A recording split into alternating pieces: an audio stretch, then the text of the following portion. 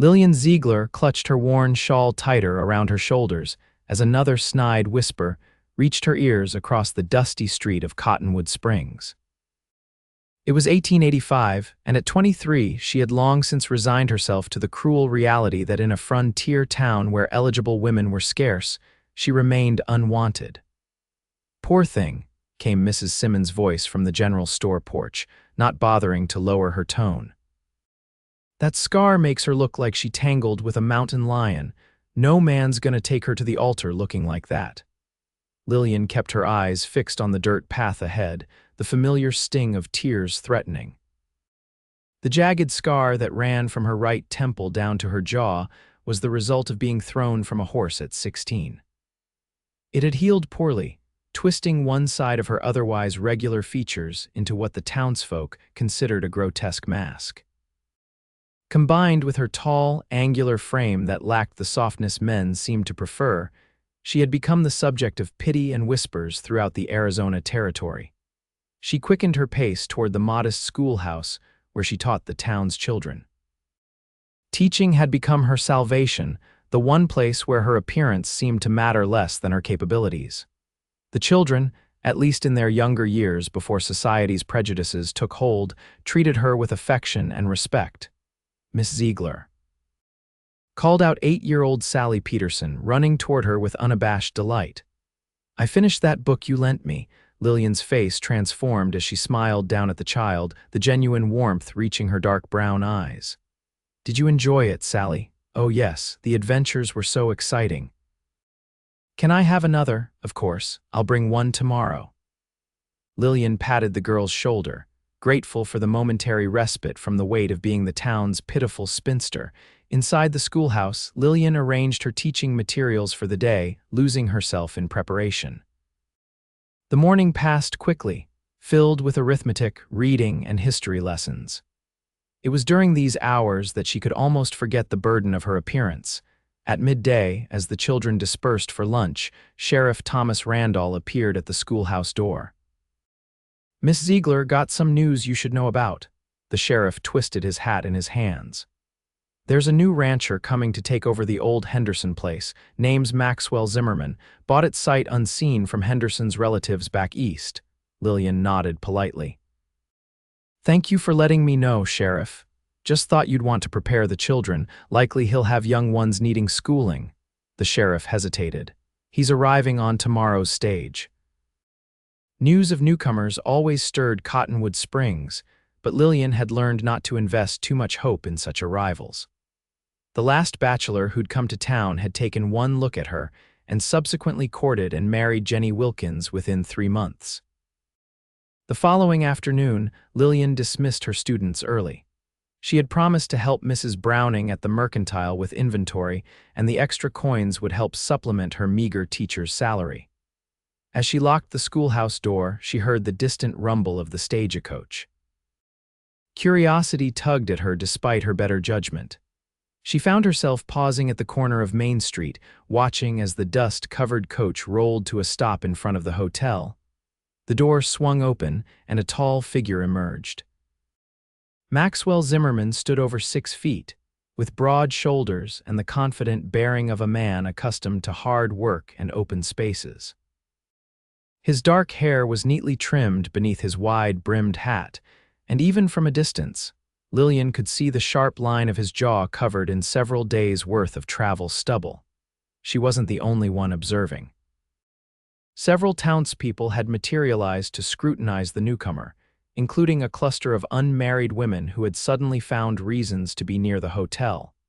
As if sensing her gaze, the stranger turned, his eyes meeting hers across the distance. Lillian quickly averted her face, turning the unscarred side toward him out of habit.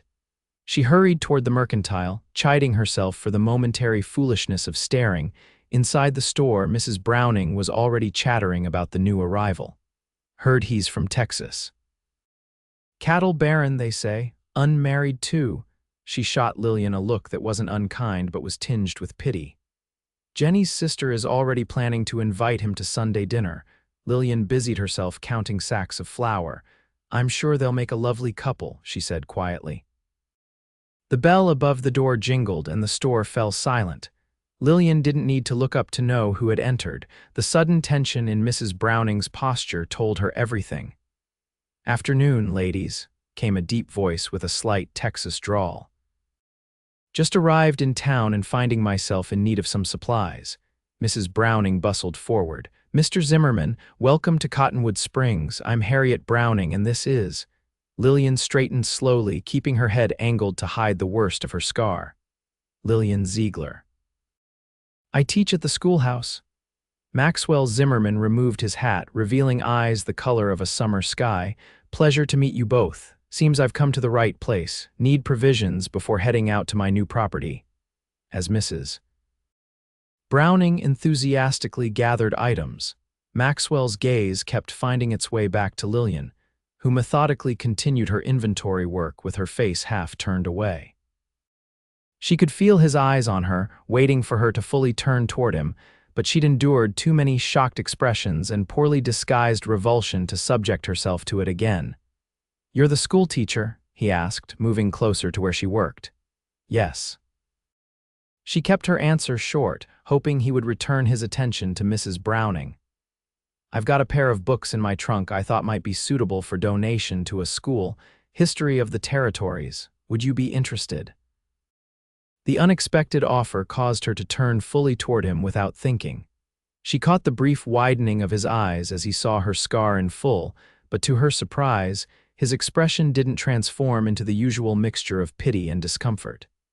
He maintained eye contact, waiting for her answer. "That's very generous," she managed. "The children would certainly benefit from new reading material." He nodded, a small smile forming. "I'll bring them by the schoolhouse tomorrow if that's agreeable." Before she could respond, the door opened again, admitting Veronica Taylor, the mayor's daughter and arguably the most beautiful woman in Cottonwood Springs. Her golden curls bounced as she swept into the store, her face lighting up at the sight of the newcomer. "You must be Mr. Zimmerman." "I'm Veronica Taylor. My father is the mayor, and we'd be delighted if you'd join us for dinner this evening." Lillian stepped back, fading into the shadows of the store shelves as Veronica captivated Maxwell's attention with her vivacious chatter. It was the natural order of things in Cottonwood Springs. Lillian knew her place, and it wasn't in the company of handsome newcomers. "Thank you for the invitation, Miss Taylor, but I've already made arrangements to meet with Sheriff Randall this evening about some property matters," Maxwell replied, his tone polite but firm. "Perhaps another time." Veronica's smile faltered momentarily before she regained her composure. "Of course, the invitation stands whenever you're available." After completing his purchases and arranging for delivery to his ranch, Maxwell replaced his hat. He nodded to Mrs. Browning, then turned to Lillian. "Miss Ziegler, I'll bring those books by tomorrow afternoon if that suits." "Yes, that would be fine," Lillian replied, surprised he'd remembered her at all with Veronica's dazzling presence. As promised, Maxwell appeared at the schoolhouse the following day just as Lillian was dismissing her students. He stood in the doorway, 2 leather-bound volumes tucked under his arm, watching as she patiently helped the youngest children gather their slates and primers. "You're good with them," he observed after the last child had departed. Lillian smoothed her simple gray dress. "Children are remarkably accepting. They haven't yet learned to judge by appearance." If her pointed comment made him uncomfortable, he didn't show it. Instead, he stepped forward, offering the books. "As promised, they're a bit worn from travel, but the content is sound." Their fingers brushed as she accepted the volumes, sending an unexpected warmth through her hand. "Thank you. These will be valuable additions." She opened the first book, examining the detailed maps and illustrations.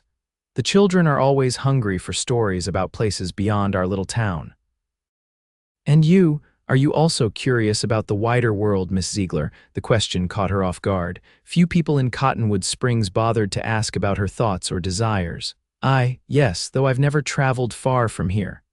"That's a shame." He moved to the classroom window, looking out at the distant mountains. "There's much beauty to be seen." "Not everyone has the luxury of pursuing beauty, Mr. Zimmerman," she replied, more sharply than intended. He turned back to her, his expression thoughtful. No, I suppose not. But beauty finds ways of revealing itself, even in unexpected places. Lillian felt her defenses rising. Was he mocking her, making some oblique reference to finding beauty despite her appearance? She'd endured enough well-meaning platitudes over the years. I should finish my preparations for tomorrow, she said stiffly, moving behind her desk. Maxwell seemed to sense her withdrawal. Of course, I won't keep you. He headed toward the door but paused at the threshold. I'm having some difficulties with the ledgers left by the previous owner. Numbers were never my strong suit. I wonder if you might consider assisting me perhaps this Saturday. I'd compensate you for your time, naturally. The offer seemed genuine, yet Lillian hesitated. I'm sure there are others in town more qualified. Perhaps. But I've heard you're the most educated person in Cottonwood Springs. Sheriff Randall speaks highly of your mathematical abilities. Pride warred with caution in her heart. The extra money would help, and there was something about Maxwell Zimmerman that didn't fit the pattern of other men she'd encountered. Saturday afternoon would be possible, she finally said. I have commitments in the morning. His smile was warm. Excellent. I'll send my wagon for you at 1 o'clock. True to his word, a wagon appeared outside her small rented room behind the dressmaker's shop that Saturday. To her surprise, Maxwell himself was driving, not a hired hand as she'd expected. The journey to the Henderson, now Zimmerman Ranch, took nearly an hour, following the winding road that led out of the valley. Maxwell filled the time with stories of his cattle business in Texas and his decision to start fresh in Arizona territory. Lost my parents 5 years back, he explained as they crested a hill overlooking his new property. After settling their affairs, I realized nothing was keeping me tied to our family ranch, wanted to build something of my own. The ranch house came into view, a sturdy 2-story structure that had seen better days but remained impressive for the territory. Several men were already at work repairing fences and outbuildings. It needs work, Maxwell acknowledged, but it has good bones. Inside, he led her to a study where ledgers and papers were spread across a massive oak desk. Previous owner wasn't much for organization. I'm trying to make sense of his cattle counts, grazing records, and expenses. For the next several hours, Lillian lost herself in the numerical puzzles before her. She discovered a methodical mind beneath the disorganized records, creating new ledgers that properly tracked the ranch's operations. Maxwell worked alongside her, asking insightful questions and implementing her suggestions without hesitation. As the afternoon light began to fade, he insisted on a break. You've accomplished more in a few hours than I could in a week, he said, leading her to the kitchen where his cook had prepared a simple but hearty meal. They ate at the kitchen table rather than the formal dining room, discussing books they'd read and places they hoped to visit someday. Lillian found herself relaxing, even laughing at his stories of cattle drive mishaps. When she laughed, she forgot to angle her face away or cover her scar with her hand, old habits that had become second nature. During one such unguarded moment, she caught Maxwell staring at her. Immediately, her hand flew up to cover the right side of her face and the easy atmosphere evaporated. I apologize for my appearance, she said stiffly. It can be disconcerting. Maxwell set down his coffee cup with deliberate care. Miss Ziegler, Lillian, may I speak plainly? She braced herself for the familiar platitudes. Of course. I've been watching you hide your face since the moment we met. You turn away, you cover it with your hand, you keep to the shadows. His direct approach startled her.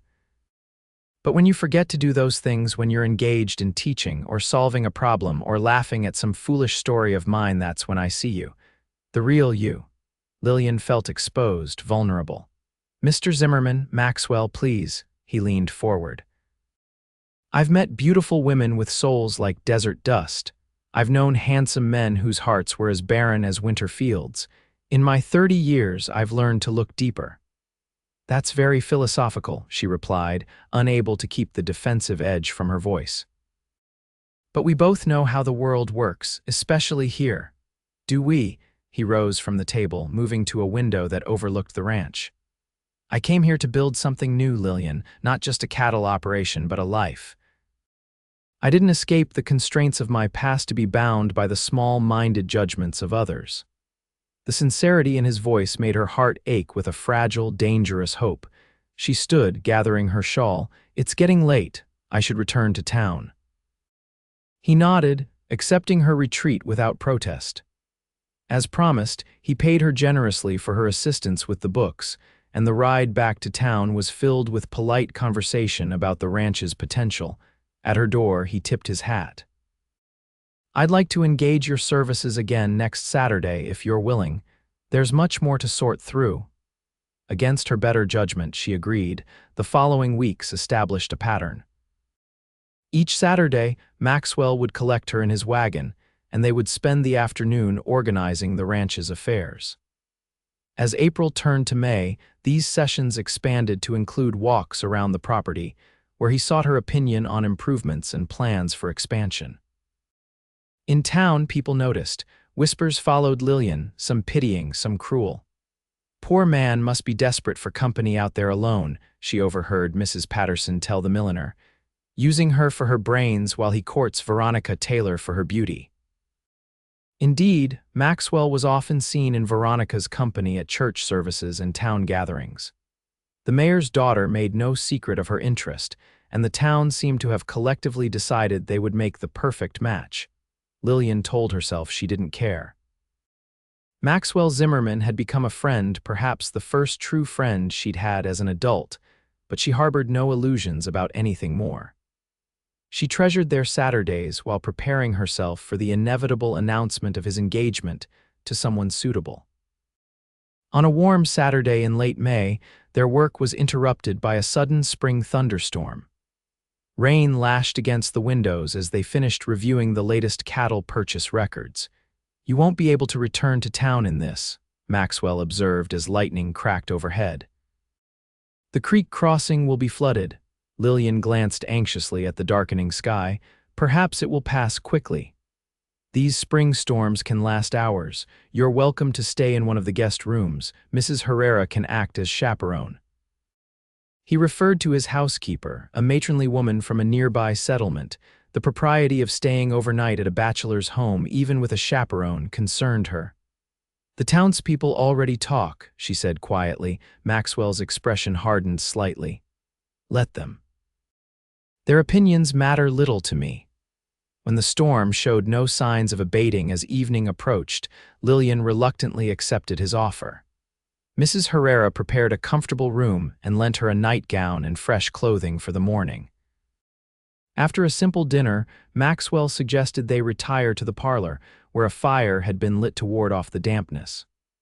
I received a letter from my sister in San Francisco, he mentioned as they settled into chairs before the hearth. She sent some books she thought might interest you. He retrieved a package from his desk, unwrapping several volumes of poetry and natural philosophy. She's a teacher as well. When I wrote about your assistance with the ranch accounts, she insisted on contributing to your school library. Lillian ran her fingers over the embossed leather covers. That's extraordinarily kind. Please thank her for me. You can thank her yourself when she visits this summer. He hesitated. Lillian, there's something I've been meaning to discuss with you. The serious tone sent a ripple of apprehension through her. Was this when he would tell her about his intentions toward Veronica? Ask for her blessing as his friend. I've valued our time together these past weeks, he continued. Your intelligence, your insights about the ranch, your company. He set aside his brandy glass. But I find myself in an uncomfortable position. The townspeople have created certain expectations regarding my relationship with Miss Taylor. Lillian steeled herself. She's a lovely young woman. She is, he agreed, and under different circumstances, perhaps I might have courted her. But my heart has taken another direction entirely. Her fingers tightened around the book in her lap. I don't understand. Maxwell moved from his chair to kneel before hers, a gesture so unexpected that Lillian drew back in surprise. I'm handling this poorly, he admitted with a self-deprecating smile. What I'm trying to say, Lillian, is that I've fallen in love with you. The words hung in the air between them, impossible and miraculous. Lillian shook her head slowly. You can't mean that, I do. He took her trembling hands in his. I love your mind, your courage, your kindness to children others have given up on. I love how you see the world with clarity and compassion. And yes, I love your face, all of it, including the scar that tells the story of your survival.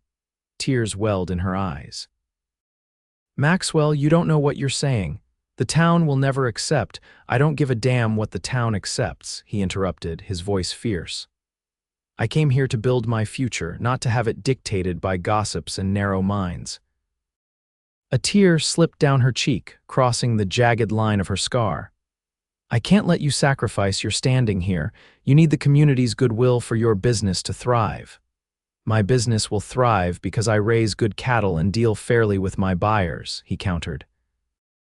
And any so-called friend who would reject me for loving you is no friend worth having. Lightning flashed outside, illuminating his determined expression. In that moment, he looked like the heroes from the adventure novels she treasured, resolute, fearless.